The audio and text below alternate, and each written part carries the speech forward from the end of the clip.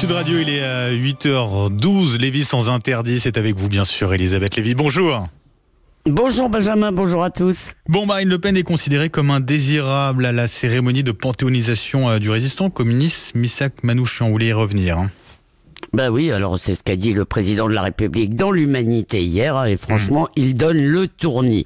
Marine Le Pen est invitée, dit-il, car il n'a pas à faire le tri entre les élus, et puis il fait le tri, ajoutant qu'elle ferait mieux de s'abstenir. Le RN, selon lui, n'appartient pas à l'arc républicain, de même que Reconquête, et certains élus, seulement certains élus de la France insoumise. Bien sûr, comme toujours, le Macron d'aujourd'hui contredit celui d'hier, qui critiquait les postures morales d'Elisabeth Borne face au Rassemblement national. Maintenant, il s'oppose à Gabriel Attal qui déclarait récemment « L'arc républicain, c'est l'hémicycle. Comme le dit notre chère Céline Pina, ce n'est plus une girouette, c'est un ventilateur. » Alors, en plus, il faut quand même regarder ce qui se passe pendant ce temps-là. C'est l'ascension du Rassemblement national qui semble provoquer un vent de panique à l'Élysée. Et d'ailleurs, on persévère dans l'erreur parce que ça n'a pas commencé hier. Depuis 40 ans, Benjamin, on a le droit à des gloussements outragés, à F comme fasciste, N comme nazi, etc. Et cette politique dite du cordon sanitaire a accompagné l'ascension du parti de 5%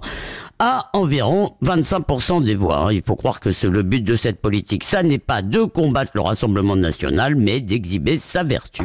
Et cet antifascisme sans fascisme a permis, en plus, de ne pas voir le danger qui vient, qui est l'islam radical. Oui, mais Elisabeth, le RN et Marine Le Pen ont une histoire. Alors, sont-ils légitimes pour honorer un résistant ? Alors là, je trouve qu'il est tout de même curieux de chercher des poux dans le passé de Marine Le Pen et de le faire dans le journal qui a pleuré la mort de Staline. Et c'était en 53, ça. Donc le passé des uns, le passé de leurs ancêtres d'ailleurs, leur est opposable pour l'éternité. Pour les autres, dont beaucoup ont persisté longtemps dans l'aveuglement, bien après la découverte du goulag, eh bien tout est pardonné. Et en prime, on accepte sans discuter dans la famille républicaine la France insoumise qui pactise ouvertement avec des antisémites avérés, et pas hier, aujourd'hui. Alors, en plus, l'assimilation de la résistance à la gauche, franchement, c'est une fantasmatique réécriture de l'histoire. Je vous rappelle juste que parmi les premiers gaullistes, il y avait le colonel de la Roque, celui du 6 février 34, il y avait Destiendorf, un monarchiste, puis il y avait aussi, je ne veux pas être désagréable en ce grand jour, mais enfin, il y avait aussi le pacte germano-soviétique jusqu'en 1941. Alors, pour autant, bien sûr, il peut y avoir, on peut cependant discuter, parce qu'il est vrai que Jean-Marie Le Pen a toujours minimisé les crimes de la collaboration, et quand il a fondé le Front National en 72, c'était avec d'anciens collabos, pas avec d'anciens résistants. Et tout ça, en plus, il y avait cette haine de De Gaulle, qui n'était pas liée d'ailleurs à la résistance, mais qui était liée à l'Algérie française. Bon.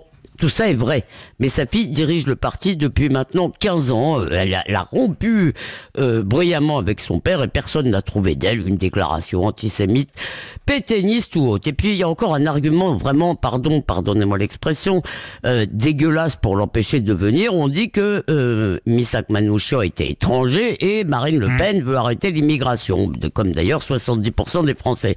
Comme si vouloir arrêter l'immigration, c'était raciste. Mais enfin, ça suffit, cette assimilation, évidemment, ça n'empêche évidemment pas d'honorer des étrangers tels que Missak et Méliné Manouchian et bien d'autres d'ailleurs. Alors par respect pour les familles, Marine Le Pen n'a pas assisté aux hommages à Robert Badinter et à celui aux victimes françaises du 7 octobre, mais pour Manouchian et les 23, le temps du deuil privé est passé. Ils appartiennent à l'histoire de France, alors sauf en cas de haute trahison, de crimes contre la sécurité de l'État. Personne ne peut exclure de cette histoire un parti qui est légal ou un groupe quel qu'il soit. Alors au lieu de distribuer des brevets de République, le président de la République devrait se préoccuper des territoires où elle est en train de disparaître. Merci beaucoup Elisabeth Lévy. Elisabeth, vous restez avec nous. Minel Khatmi nous a rejoint. Réaction par rapport à ce que disait à l'instant Elisabeth. Est-ce que Emmanuel Macron a déjà eu raison ou pas de dire qu'elle n'était pas la bienvenue, cette entrée au Panthéon de Missak Manouchian? Et Marine Le Pen a-t-elle raison finalement de dire qu'elle viendra quand même? Le problème avec Emmanuel Macron, c'est qu'on ne sait jamais qui parle. En fait, Elisabeth, bonjour Elisabeth, elle a très bien expliqué. C'est que par rapport au RN, il y a maintenant, pareil, c'était mon édito de tout à l'heure, finalement le zigzag permanent sur l'éducation nationale, c'est le zigzag sur tous les sujets. Alors un jour, en plus avec une constante, c'est la volonté d'humilier ses premiers ministres, puisque il prend le contre-pied d'Elisabeth Borne qui avait dit que le RN n'était pas dans l'arc républicain.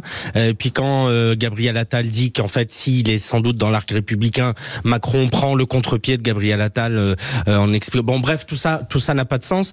Après, moi, je rejoins Elisabeth sur la fin, c'est que autant je fais la différence entre une cérémonie qui concerne des victimes, par exemple, du 7 octobre, ou des familles qui viennent juste de perdre leurs proches, disent, nous, on ne veut pas voir la LFI, ou lorsqu'Elisabeth Badinter, qui vient juste de perdre l'homme avec lequel elle a passé 40 ou 50 ans, dit, je ne veux pas de LFI, avec une cérémonie qui concerne des gens qui ont été fusillés il y a maintenant 80 ans jour pour jour. 80 ans. Voilà, oui. Jour pour jour, puisque c'était en l'occurrence le 21 février 44 au Mont-Valérien. Oui. Et effectivement, comme l'a dit Elisabeth, des gens qui sont et je la remercie d'avoir cité Méliné, parce que dans les médias on cite beaucoup Missak Manouchian, mais en fait c'est Missak et Méliné Manouchian. C'est le couple, bien sûr. Qui est le couple, et d'ailleurs en les citant, on peut aussi avoir une pensée pour les 22 autres martyrs, les fameux de l'affiche rouge, voilà. Qui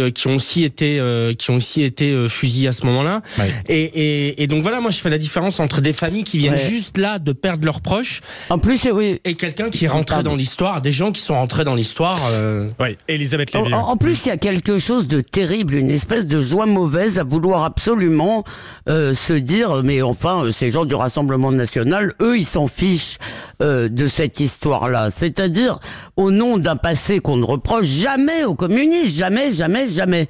Si vous voulez. Et c'est quand même dans l'UMA que ça se passe, ça. Et l'aveuglement de l'UMA, il s'est pas arrêté en 45, il s'est pas arrêté avec l'aveuglement de l'UMA, il a duré longtemps. Si vous voulez. Alors moi, je suis pas pour l'excommunication à vie, mais si vous voulez, il y a quand même un problème avec la mémoire du communisme ou les crimes du communisme qui n'existent pas, qu'on a beaucoup de mal à. Donc le président va donner des leçons de république.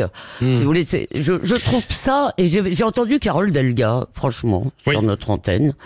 Je trouve cette espèce de légèreté, cette espèce de prétention à distribuer. Enfin, ces gens n'ont jamais de doute. Oui, l'extrême droite, mais elle se pose pas la question. Si on lui demandait c'est quoi la définition de l'extrême droite, elle aurait rien à dire. Ça commence vraiment à me taper sur le système, si vous voulez, ces gens qui ont foutu le pays en l'air et qui regardent tout le monde, si vous voulez, de haut avec leur belle âme. J'en ai ras-le-bol. Juste si je peux ajouter en 30 secondes, d'autant que lorsqu'on s'intéresse un peu à cette histoire, et Elisabeth le sait aussi, il y a une ambiguïté sur le rôle qui a été joué par les communistes vis-à-vis des résistants, la direction communiste, vis-à-vis des résistants étrangers, puisque dans un certain nombre d'écrits historiques, on lit que les résistants étrangers qui ont survécu ont parfois accusé la direction du Parti communiste de les avoir sacrifiés eux, plutôt que des résistants français, j'allais dire. Et j'ajoute juste en vitesse, pardon Amine, parce que je vois que le temps tourne, il faut savoir qu'en 85, il y avait un film